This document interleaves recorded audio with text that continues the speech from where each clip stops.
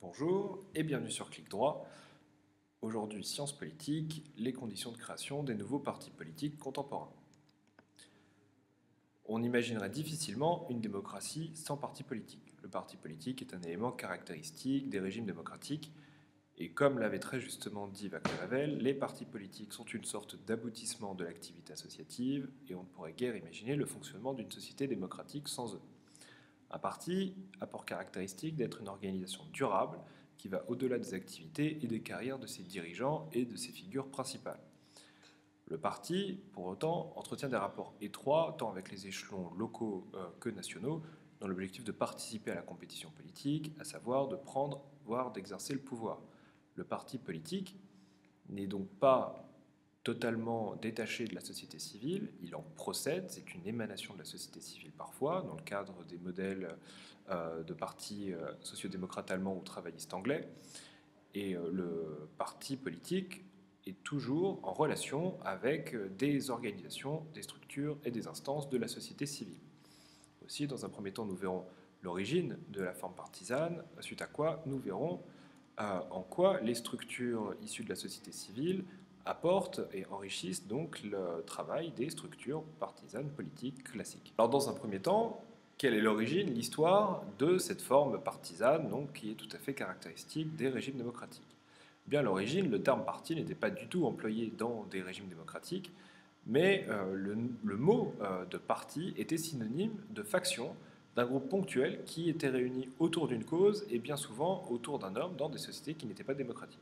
Ainsi, dans la République romaine, le parti des populares, défenseur des droits de la plèbe, était incarné par Marius, puis par César, puis par le triumvirat composé de Marc-Antoine, Octave et Lépide, contre le parti des optimates, défenseur de la République patricienne menée par Sylla, Pompée et Brutus. Sous l'Ancien Régime, les partis existaient également. Qu'on songe notamment au parti des Armagnacs ou des Bourguignons pendant la guerre de Cent Ans, ou aux différentes cabales qui pouvaient structurer donc la vie des couloirs de la cour, notamment au château de Versailles. Donc la vie de parti, le choix de son parti, de la cause que l'on défend, de ses réseaux et de ses cercles d'influence, dessinait les contours du pouvoir et des intrigues au sommet de l'État, notamment pendant l'Ancien Régime. Le politiste Maurice Duverger a établi deux typologies explicatives de la naissance et du fonctionnement des partis politiques. Du point de vue de la naissance et de l'origine des formes partisanes, la première typologie de Duverger distingue les partis de création intérieure des partis de création extérieure. Dans le cas des partis de création intérieure, ce sont les institutions qui créent les partis.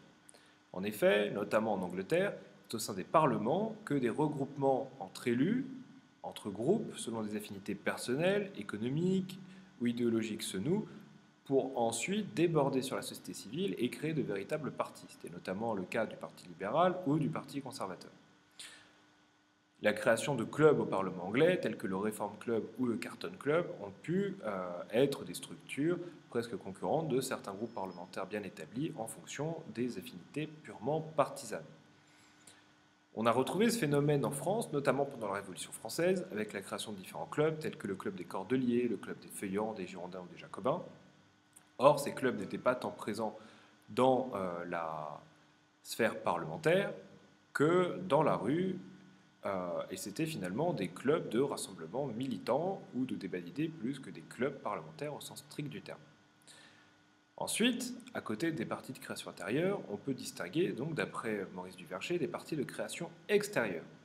Là, c'est la société, la demande sociale qui crée le parti politique. En effet, l'extension du suffrage universel et la création de comités électoraux locaux, d'abord en Angleterre avec les associations d'enregistrement des électeurs, a permis justement donc de donner corps à une demande sociale sous des traits bien plus politiques. On retrouve ce même phénomène en France sous la Troisième République. Le regroupement de cette demande sociale politique en groupes d'intérêt, que ce soit les syndicats britanniques qui créent le Parti travailliste, ou par exemple en France, les anciens combattants français qui créent la Ligue des droits de femmes en 1936, permet justement donc de servir de relais entre une demande sociale particulière qui peut être fondée sur un certain nombre de groupes sociaux déterminés pour les traduire donc en termes de revendications politiques, voire d'actions politiques, parlementaires, législatives, au sens strict du terme. Ainsi, que le parti soit de création intérieure ou de création extérieure, les programmes électoraux nationaux sont une convergence de ces deux formes où la structure et la demande sociale se rencontrent pour former donc un programme de gouvernement commun donc à tous les membres de ce parti. Ainsi, le premier programme électoral national est formulé en 1891 aux États-Unis. La seconde typologie de Maurice Duverger concerne la forme et les structures des partis. Maurice Duverger distingue les partis de cadre des partis de masse. Le parti de cadre est un parti composé par des élites intellectuelles ou économiques qui vont financer leur campagne grâce à des soutiens extérieurs à la politique. D'ailleurs, cette classe électorale, très élitiste, pouvait parfois même ne pas vivre directement de la politique, puisqu'il faut attendre donc la Seconde République pour que les mandats politiques soient rémunérés. C'était notamment donc les partis de cadre, des partis d'aristocrates ou de grands propriétaires terriens. Les partis de cadre laissent une grande liberté et une grande autonomie à leurs membres qui sont seuls responsables de leur élection. Une certaine cohérence apparaît néanmoins dans le cadre de ces partis en 1922 avec la création de comités du Parlement qui donnent des consignes de vote. Ainsi, c'est le whip en Angleterre qui est chargé de surveiller les choix des élus.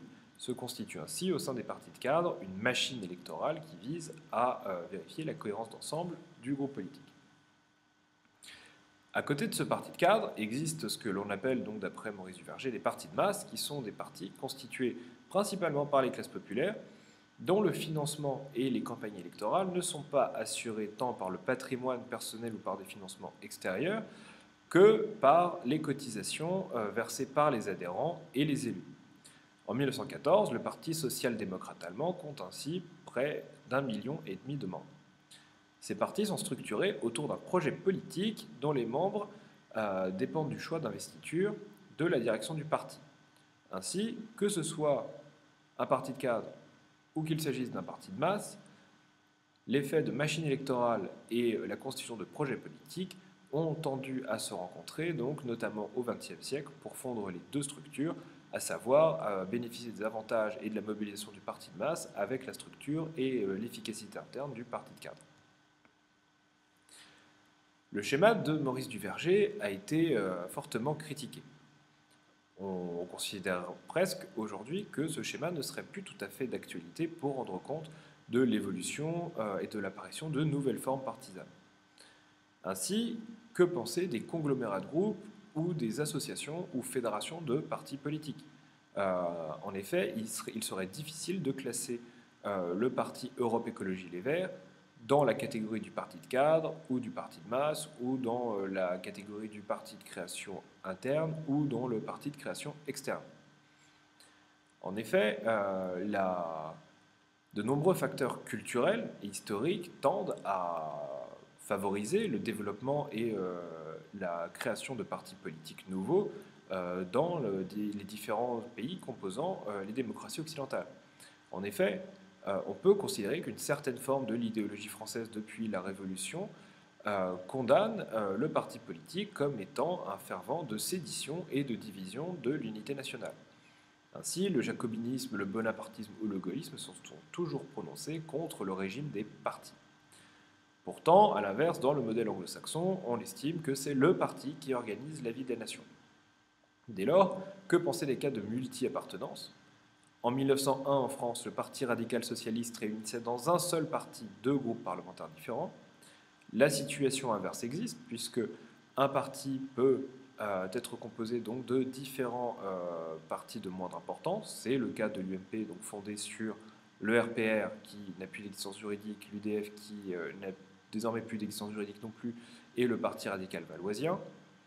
Mais c'est également le cas, à l'échelon parlementaire, de groupes que l'on appelle des groupes parlementaires techniques, qui regroupent des membres issus de différentes tendances politiques. C'est ainsi le cas notamment au Sénat, avec différents groupes parlementaires. Premièrement, le groupe Union centriste et républicaine qui regroupe des membres des groupes des partis Modem et Nouveau Centre. comme du groupe écologiste qui recoupe donc des membres du Parti Les Verts ainsi que d'Europe Écologie, ou du groupe communiste républicain et citoyen qui est composé donc de sénateurs communistes et de sénateurs issus du parti de gauche.